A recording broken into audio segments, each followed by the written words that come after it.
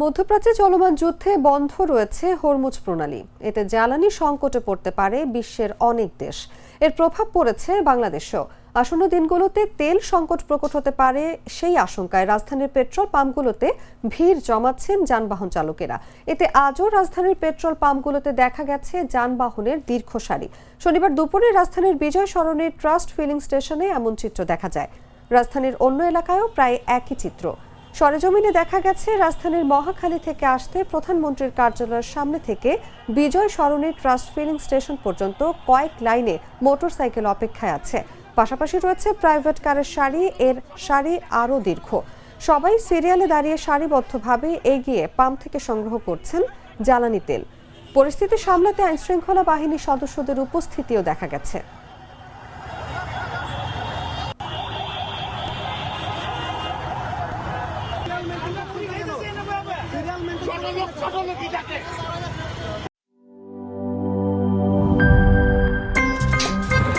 আমার একটা স্মার্ট সিদ্ধান্তে 25% গ্যাসের খরচ কমেছে। ভাবছেন কিভাবে?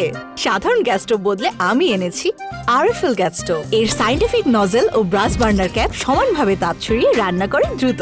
তাই গ্যাসও বাঁচায় 25%, টাকাও বাঁচে 25%। আরএফএল গ্যাস স্টোভ নিরাপদ ও গ্যাস সাশ্রয়ী।